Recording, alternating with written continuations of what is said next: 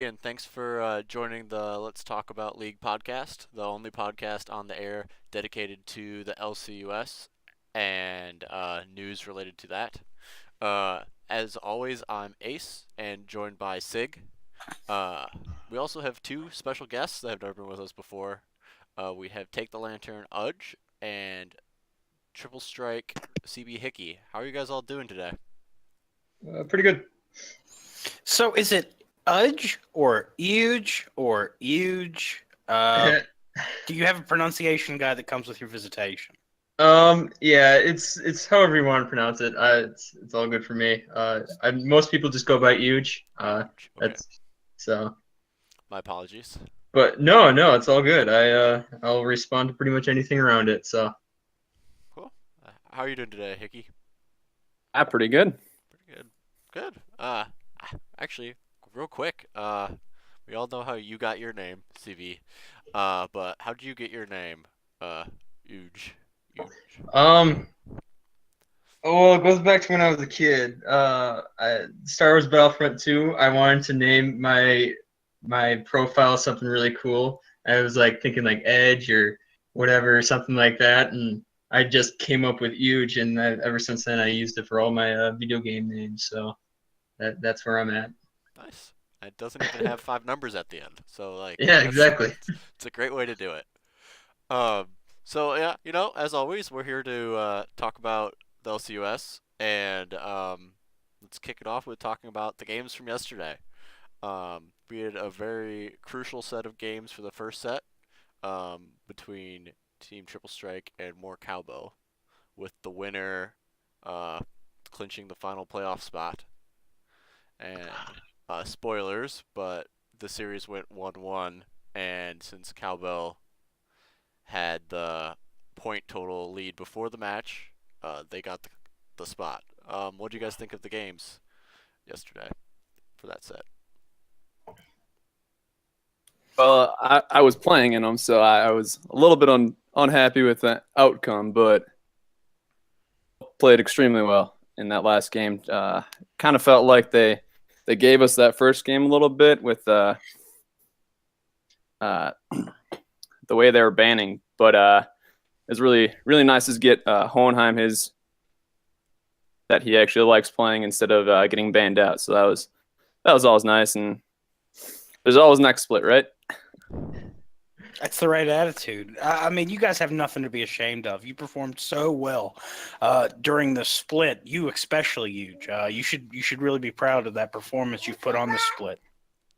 Yeah, thank you. I for sure know how it feels to not live up to your potential, but yeah, their first set of games are really interesting.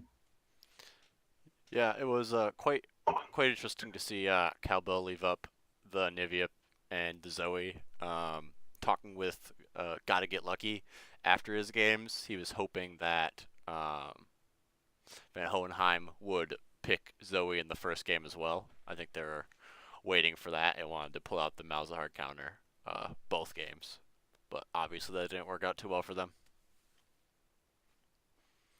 Yeah, it was honestly surprising that he leave with the Anivia is just so strong, and with so many people playing it is just kind of a yeah, kind of a no-brainer. Yeah, definitely. Yeah, I don't think Hohenheim has ever lost on Anivia, so they shouldn't have done that. The second set of games was also very important. Um, it was determining could be determining first place, but also was determining second and third place depending on how the series went. That was between White Wolf Gaming and Team Northern Storm. Um, After splitting the series, they ended it the same way they started this week, with Northern Storm being 1 point ahead of them and taking the second seed, which means that they will start to have game 1 and 3, if needed, be on the blue side, with White Wolf having 2 games on the red side. Um, After watching that series yesterday, there was another game with someone leaving the Nivea up, and I can't pronounce that mid laner's name either, but that was a well played game by him on White Wolf. Lysimachus, Lymachius, if you're watching this, bud, please forgive me. And if you have PayPal, I'll pay for the Sumner change. Just let me know. Yeah, win the split, use the money, change your name. Actually, there's no money, but still, change your name. I particularly really loved this set of games because we got to see some classic White Wolf with the Zill in the mid lane. So I'm always excited to see those very niche picks that they always bring out because they have a very particular play style. And with Northern Storm, it's just a hard domination with 3 lanes that have incredibly gifted carries. It was just could not have been a better outcome ending 1-1. Definitely. CB or did you guys watch the games or have anything to say about them? Yeah, I thought they were both really interesting. Both games definitely showed the strengths of both teams. I thought it was interesting because both, to me at least, both games seemed incredibly one-sided. Well, not incredibly one-sided, but relatively one-sided for each respective team, the game that they won. So it will be really interesting to see how they perform this next week when they play again. Yeah, definitely. It does throw a curveball in there that they get back-to-back weeks. Really makes you think if both teams honestly even tried their hardest. I'm sure both teams wanted to win, but do you pull out that secret pick if it's you're going to play the team in the next week? I don't know. Well, I think that they both wanted to play each other in this next week because I don't think White Wolves wants to play option 12 at all. Such a their wild card. I think that both teams were kind of hesitant to take over that 1 seed. Yeah, that's good insight too. Well, and the third set of games, a little bit less critical for the standings, but still good games nonetheless. Was between option 12 and Take the Lantern. Option 12 secured first place with the 2-0. But it's still good games, especially game 2. That was a solid performance by Take the Lantern and option 12. It was solid, but I'll put it out on the table. I've been underwhelmed the entire split by Take the Lantern's performance. I thought they started off the split very strong in week 1 and showed so much potential, but just not able to really close any performance gaps. Udge, as someone that was on the team, do you have any insight?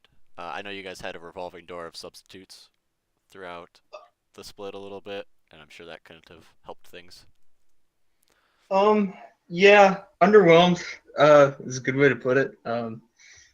For sure. I don't think we just found anything that worked for us as a team, and we were all kind of on different pages a lot of times, and yeah, I think that's what it came down to. Well, I'm certainly not trying to how to put this not trying to suck up to you just because you're here, but I will tell you, Hickey, out of the performers on your team, you have a lot to be proud of. Your top lane, you were top lane, correct? I just think your Nautilus plays Mid lane. mid lane. Yeah, Uj was mid lane. Yeah, he played the Ziggs yesterday. I'm thinking, Hickey, man, look at me. I'm not even focused. It's all good. It's all good. Hickey, I liked your Nautilus, and if I were to say that there was a lane that did show performance with Team Take the Lantern, both of you performed very well this split. One, you were in attendance. I can tell you as commissioner of the league, seeing people to show up consistently and every week, big ups to you. But you also put your best into the game. So I appreciate that personally on a production side. Yeah, and personally playing versus you yesterday, you did some crazy Ziggs damage. Yeah, he's I like him. He's real strong right now. Haven't changed his stuff. Yeah. But so that wraps up last week, week 5. Moving into the patch. It seems like there's going to be patch 8.6. coming out on Wednesday, which is their normal the normal patch time. Um, there's some pretty large changes coming out. They did reverse most of the reworks that they did. Uh, however, the main change that I see champion-wise is the Kai'Sa buffs. We saw it twice in the LCUS so far, neither time winning. And I think that's just what everyone's seen in solo queue as well. Just doesn't really seem to win. But now they're giving her extra range and her E less of a charge up time. I expect to see that happening. I expect to see it pulled out during the playoffs for sure. I don't agree with you there, Ace. I said it last week, and I stand beside it. If I see a Kai'Sa come into Champ Select, I get incredibly anxious. I would much rather see a Bronze 5 Yasuo who doesn't have use of his left hand. Just that level of underwhelmed. And I don't know if increasing the range and that charge time is really the buff she needed. There was really, outside of early game, she did have some solid bursts. I don't know if this solves the problem. I hope it does, for the sake of diversity, but I just don't think it will. Yeah. Oh no. Well, sorry, but when it comes into solo queue, at least when I've played against Kaisers, they seem to do relatively well enough. I think this is a little preemptive, and I think honestly, the buffs should wait just at least 1 or 2 more patches. They tend to do this a lot with champs. Champs don't get played a lot when they first come out, or they get overplayed 1 to 2, and then they go too far in one way, and it doesn't work out almost ever. Yeah, I agree. I think she's in a decent spot. I really think the main issue with her right now is item builds that people are going. So I think that with these changes, and if people figure out the build, um, she'll be fine. I haven't played her yet since I've been focusing on mid lane and Varus when I do play AD carry, but I think that Brandana has been playing almost exclusively Kai'Sa in solo queue, and of course Arcane Soda pulled it out yesterday. I don't know. I just think they might, if it gets to a game 3, they might go all or nothing and pull it out again. On who the support is, if because I think it works than others. I think with Brandana, the Alistar Kai'Sa might work out. That I know Mr. Pig likes pulling out that Alistar. So it would be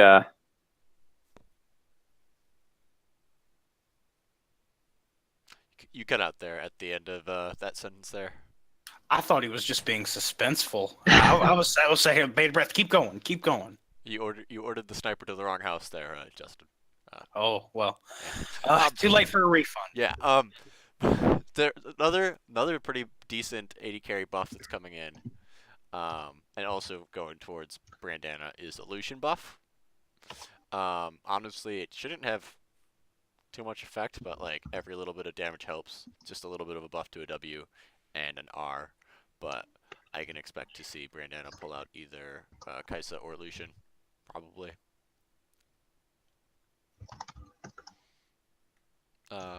There's also a bunch of assassin buffs because of the changes to Duskblade. Not much of an assassin player recently. Any of you guys play with the Duskblade? not personally, no. Yeah. No, not really in my pocket. Yeah, no, I think that they're just deciding that it was a little bit too heavy of a one item power spike. They're taking about 100 damage off of it late game and trying to give that damage back to the assassins that were building it, but putting it into the skills instead of just after getting 3,000 gold. I believe they're trying to add in Rengar too, so that should really work out in their favor, right? Yeah, they're changing Rengar up for that as well. It seems like they're over buffing him. It's like they forgot that. Well, they didn't forget, but players forgot how to play old Rengar, and he's not. Yeah, it's just not working out. opinion. Anyone else have anything on champions? Should we move on to items? I mean, I'm ready to move on. we can move on. Yeah. All right, items it is. Only there's a lot of item changes really, but the main one that I would probably talk about, the two, that their Rage Blade is getting a large change. I haven't done the math on it yet, but it looks like they're making it into a late game item where it does percentage increases, excuse me, to AP and AD instead of that flat damage that it was giving you. So you can't really first item it anymore.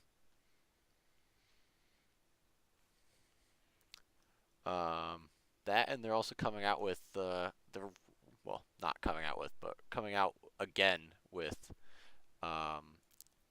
Shrelia's, I think is how you pronounce that. But since I can't pronounce player names, I doubt I can pronounce that. It's pretty much Righteous Glory, but for supports. Yeah. I'm a fan. I like it. Cool. I think that the locket change might be a little bit more useful support for supports, though. Yeah. Is that the change that turns into damage reduction? Yeah, I believe it just reduces 35% now instead of adding a shield. Yeah. It seems like they're turning it into another version of redemption, but just damage reduction instead of flat healing.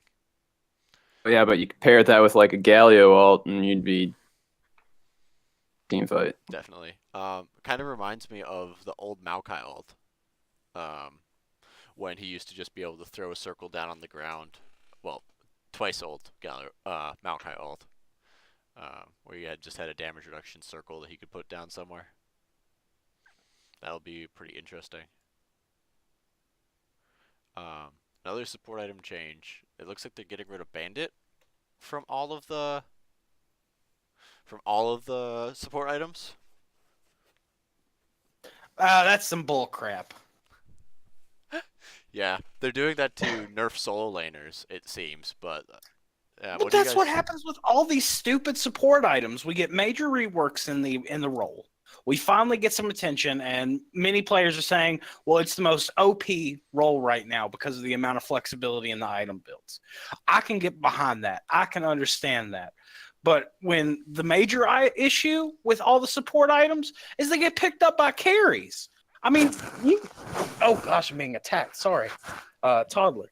Oh man, she is really up in my business about this opinion I have.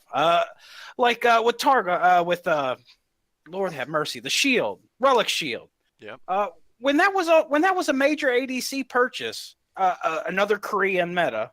Thank you very much. Our enemies from the west, west depending on location, east. Sorry. I want to see the kind of dedication we got back when we first got the original support item releases. Not this having to fix our items so that we can balance out Gangplank every other patch. No, it's just not right. It's just not, period. Yeah, what do you think, CB? I know that you were playing support for Triple Strike this split. I think it kind of settles out because they did buff the items a little bit. Like the Targon's Brace gets 10 seconds increase from 2 to 4, so you get a little bit of extra things. Just talking solely using it in the support role.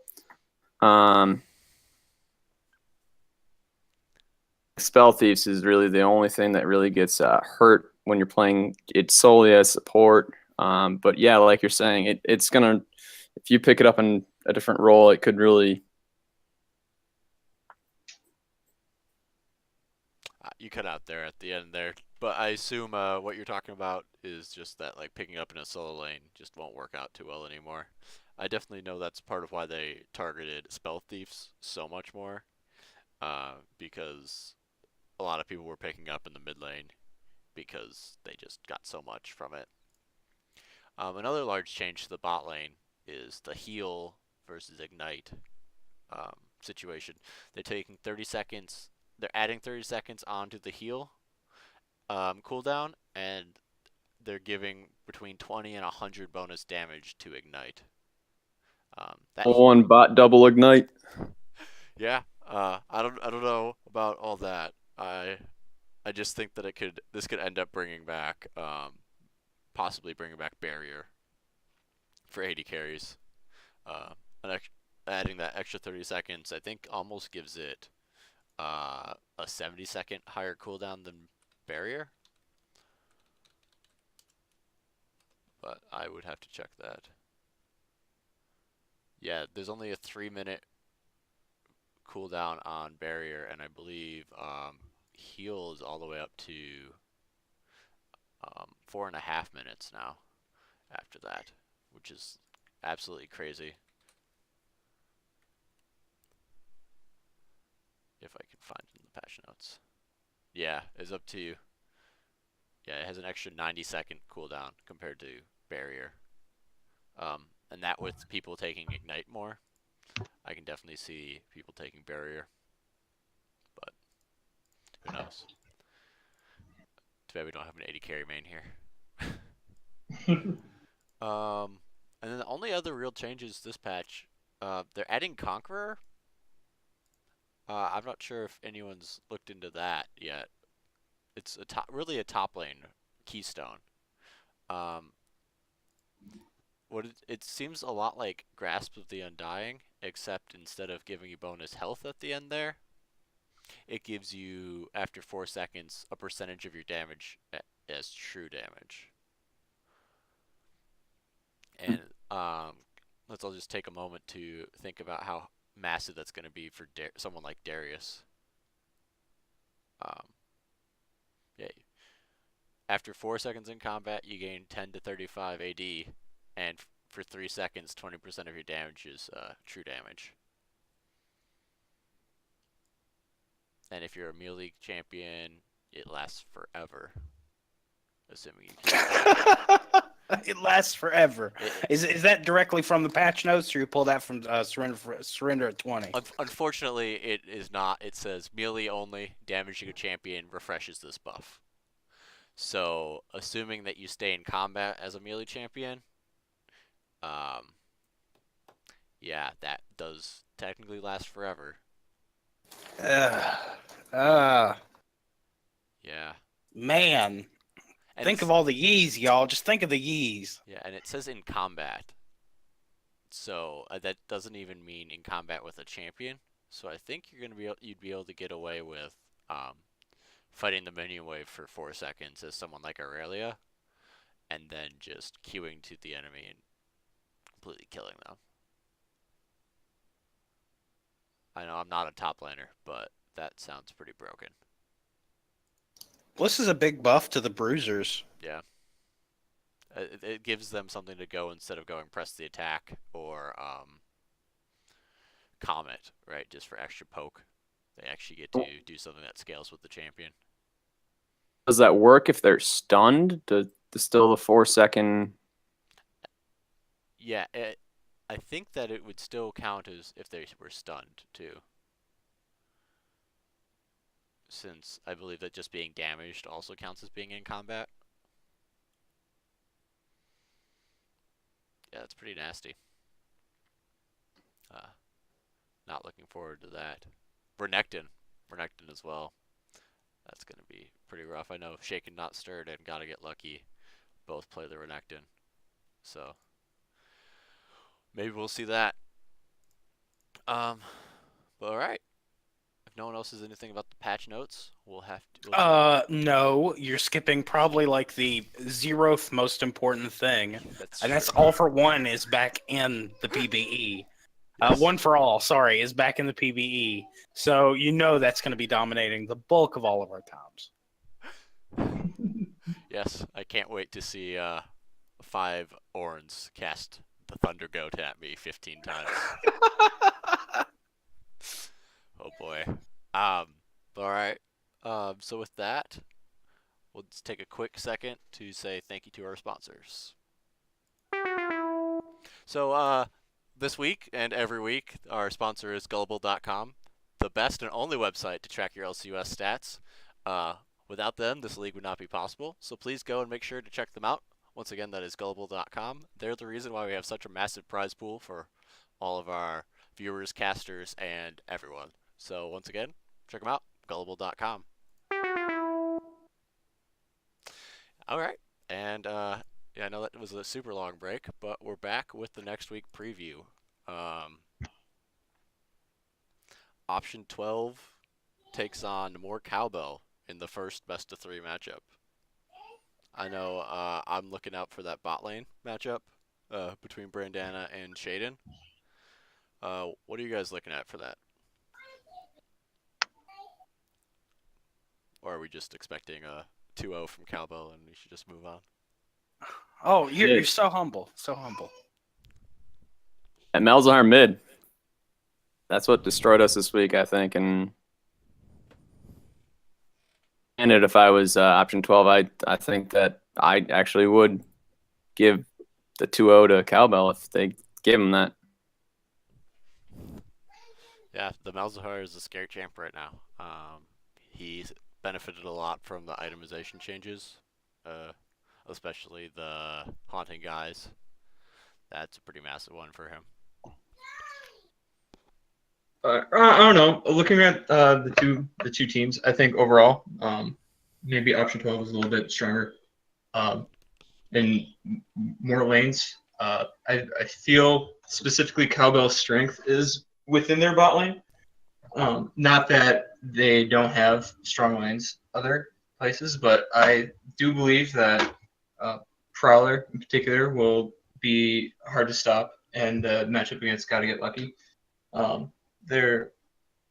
would say that if more Cowbell wants to win, I would put a lot more focus on roams and trying to get their bot lane ahead, because I feel like that's their win condition and that's their best chance of winning. Brandana is also exceptional at that Caitlyn, so if he could get that, and then unstoppable if they do get ahead. Yeah, if he stays away from that Jhin pick. He definitely loves Jhin, but I just think on that team he wants to be a little bit more auto attack focused and less utility. Yeah, but best of 3 is very, very close to just a best of 2.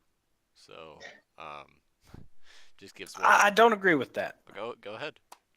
I can see. I mean, in theory, if let's say more Cowbell does do well game 1, then they only have to worry about game 2. But there are more than enough historical evidence from one of our competitors, the LCS, where the reverse sweep happens. Game 1 doesn't have to mean anything. Game 2 gives you the effective reset. Much more flexibility in terms of adapting to strategy. So I'm very excited to see actual more flexibility, not having to react to one game, but trying to think about the long game. Definitely. Last split in the semifinals, we saw Team Triple Strike versus White Wolf Gaming go to 3 games and have the reverse sweep happen after White Wolf won the first game. Definitely possible. Definitely. Anyone have anything else about this match, or should we move on to the weekly rematch? I'm not polite enough to. I'm not disrespectful enough to tell you how garbage you are while you're on the podcast, so we can go on. I appreciate that. We'll ignore the mid lane. Just say the It's all right. Malzahar Just pick. No more. just move on before you siphon all the fun out of this. And it's all up to that. You get your Anivia. I don't think anyone's gonna. I don't think that's gonna happen, unfortunately. All right. The second set, and probably what most people will be coming to watch, is the rematch from week 5, Northern Storm versus White Wolf Gaming. I know that I would have been interested to see a game 3 yesterday, with them going 1-on-1 versus each other. I'm really looking at that mid lane again. I think the Zilean pick is exactly what White Wolf wanted, but I just don't think they were able to execute it. I think he ended 0-7 or something like that. Yeah, I've got a fair amount of Zill play time under my belt, and I can tell you, Fizz is an incredibly hard pick into. When Fizz can troll pole, when he does have that increased mobility, as well as just super reach with his R, you really it's all about timing. Zill isn't just a champion that can spam buttons. You have to be exact with the Q and with the R, and that just wasn't there. Yeah. Did you guys watch the match yesterday? Yeah, I did. The Anivia was great. I thought the mid lane was particularly interesting. I know the mid laner for Northern Storm, or not Northern Storm, excuse me, for White Wolf Gaming, and like he's really good, especially with his Anivia. And I feel like his lack of experience, I should say, in Zilean is shown. I mean, in that last game, not that he's bad at him at any means. He just doesn't have as much experience on Tuya or Anivia. So I feel like it would be more interesting to see if they didn't play him. I know that they have a lot of that team in particular has a lot of communication and might have some other plans up their sleeve. So it'll be interesting to see what they actually do. For sure. I'd like to see the. I know Hohenheim is very, very good at it, but like a blue buff steal early, I think that Northern Storm's Fat Lee is really good when he gets ahead. This is a really good matchup between two. You know, anything like a blue buff steal could really tilt the another. Yeah, for sure. I mean, when Triple Strike played Option 12, I know that Option 12 got super, I'm going to say tilted by the blue buff steal by Hohenheim. And I'm sure that Fat Lee wouldn't take it too much better. I personally, last week, was super impressed by the top lane matchup. I thought that White Wolf's top laner actually held his own versus Shaken Not Stirred. With the Gnar game 1 not going back until he had 3,000 gold versus Alawi. That was pretty impressive. Though the Tom Kench was pretty sick in the second game. The Kinch pick, I don't want to say was enlightened, but maybe he got into the source code. Just those 1v1s versus Gnar. I mean, correct me. It was Gnar, correct? It was. That was just insane. And Kinch is such a strong play in terms of how White Wolf play. So it was just next level. Very, very spicy meatball. Good call. Yeah, I think the Tom Kench is stupidly broken at the start of the game. If you just get 2 auto attacks off in a row, you win the duel because you hit him with your tongue and eat him afterwards, or you could hit him again, eat him, spit him out, and then hit him with your tongue for a stun. It's just absolutely ridiculous. But hey, that's why I don't play top lane, so I don't have to deal with any of that. But Hickey, Take it, bot. yeah, or bot. I know that you guys on Triple Strike almost took down Northern Storm 2 weeks ago. How'd you guys get that game as close as you did? Any tips for White Wolf in the next week? Yeah, just focus the jungle. If you're playing Northern Storm, yeah, we think that he is their key, their glue into that game. Fat Lee's, I think he might be even their shot caller. I'm not entirely sure. We're trying to make sure that we knew where he was at all time. That was the biggest thing in our chat was, do we have wards up? Do we have an eye on him? Because, like I said, he's a good player. When he gets going, it's hard to stop. So, yeah. Good advice. Anyone else have anything for the semifinals, or should we move on to the little bit of Q&A that we got asked? All right. This is going to be an exciting set of games. Both sets very exciting with some strong performance. I think we're going to be in for one heck of a night this upcoming Sunday. and with the return of the analyst desk, the real analyst desk. All right, but question and answer time. So all these questions are open to whoever. The first question comes out. I believe it was from Prowler.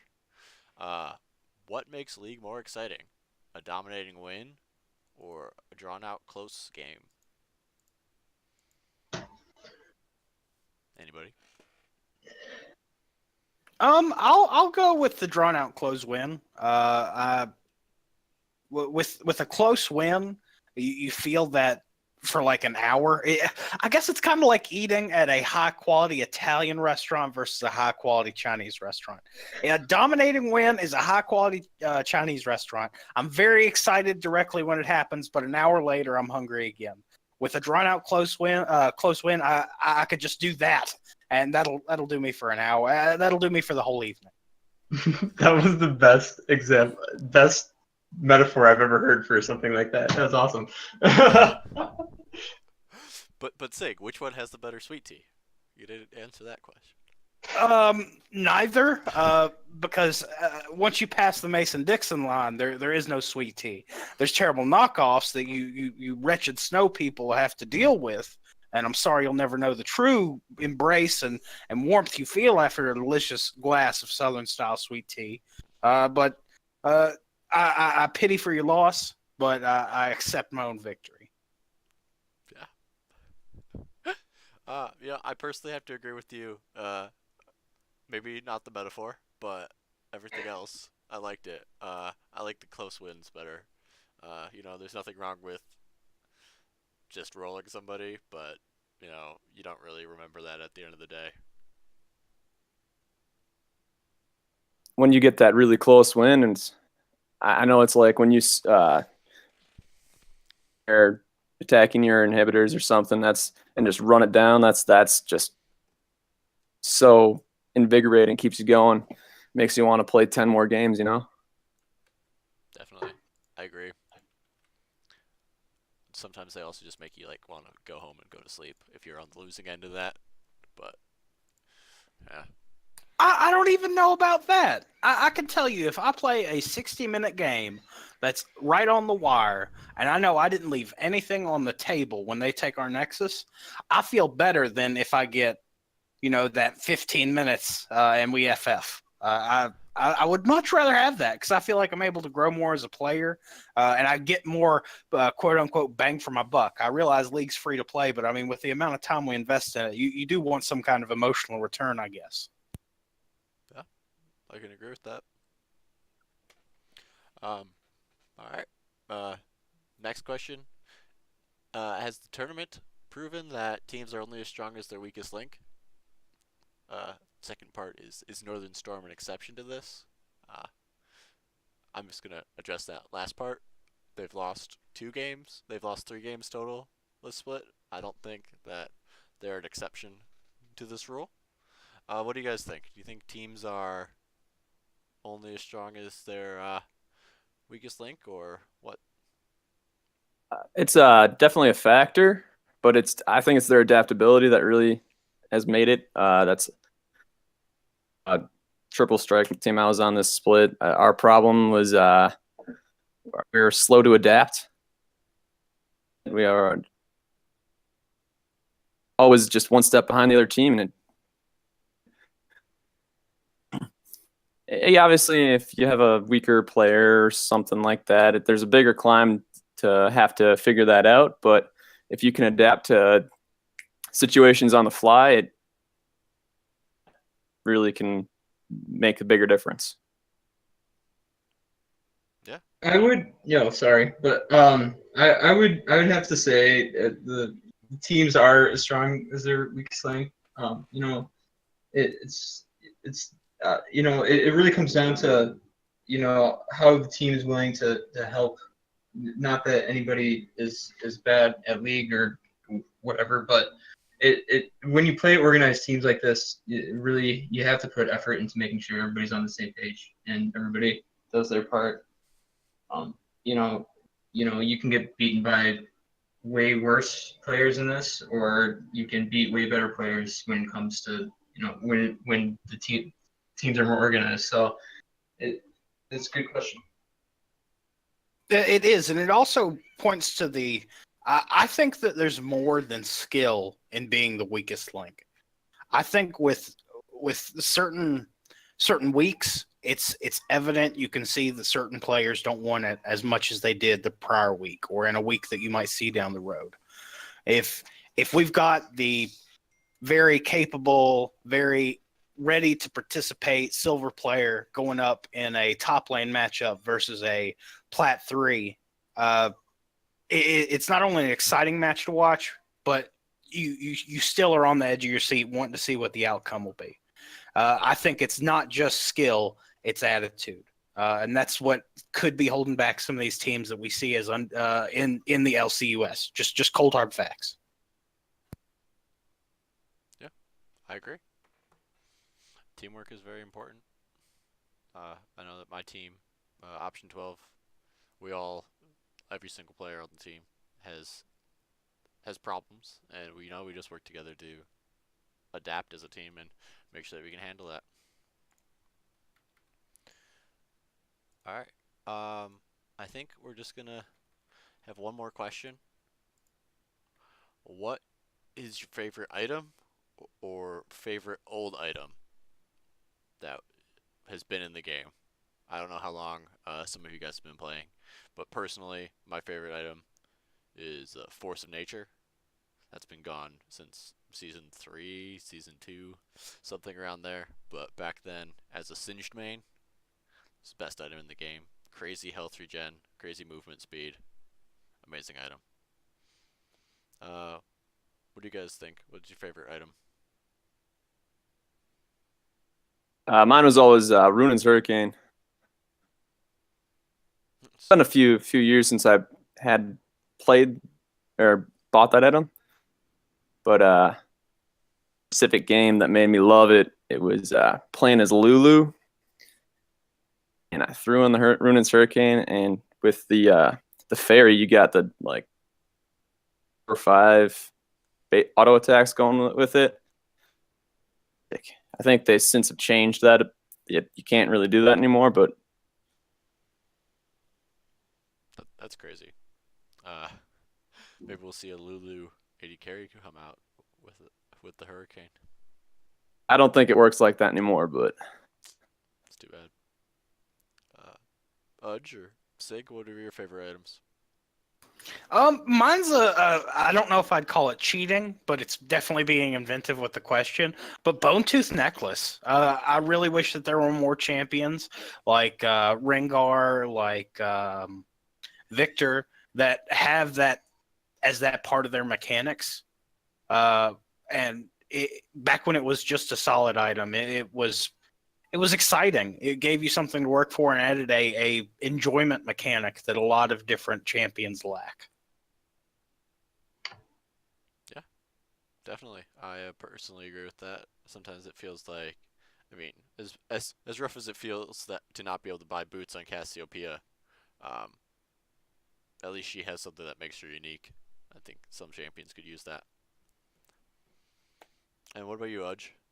No pressure. I would probably have to say it's Nashor's Tooth. I feel it's very underutilized, and it's actually really strong. It's a really fun item.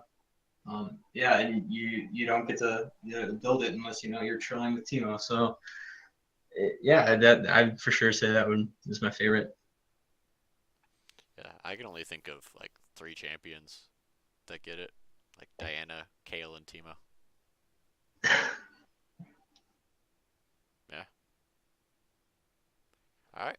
Well, and with that, we're gonna wrap it up for today, cutting it under 45 minutes, which is the goal. Thank you guys for joining us. I hope you guys come back next split and are able to wind up in the playoffs. And I hope to see you all on Sunday for the 2 sets of games. The first set starts at 5:30 Central Standard Time. Thanks again.